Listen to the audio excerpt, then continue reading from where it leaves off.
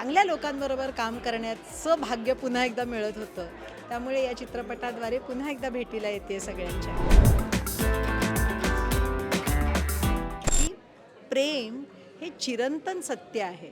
त्याला वेगवेगळे आयाम देऊन किंवा वेगवेगळी लेबल्स लावण्याची गरज नाही. इतकं ते पवित्र आहे.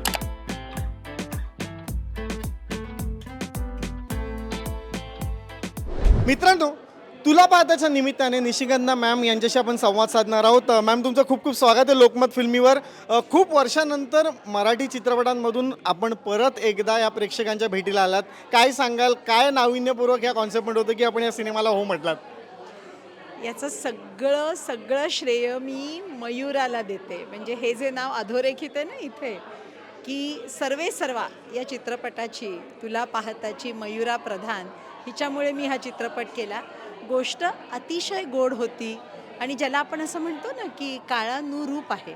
म्हणजे आत्ताचा जो आत्ताची जी विचारसरणी आहे त्याला अनुसरून असा हा सगळा खेळ मांडला आहे या दृकश्राव्य माध्यमावरती आणि अतिशय चांगल्या लोकांबरोबर काम करण्याचं भाग्य पुन्हा एकदा मिळत होतं.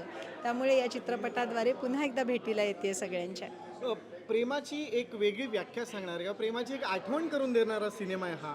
तुमची एखादी प्रेमाची आठवण आहे का हो, कॉलेजमधली किंवा शाळेमधली, अशी की जी मी तर प्रेमात पडूनच लग्न केलंय. त्यामुळे टिंब मध्ये प्रेम चालूच आहे.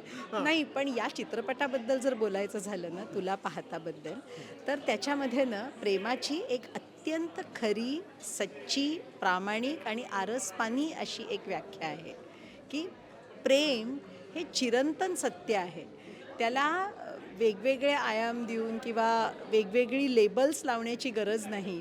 इतकं ते पवित्र आहे.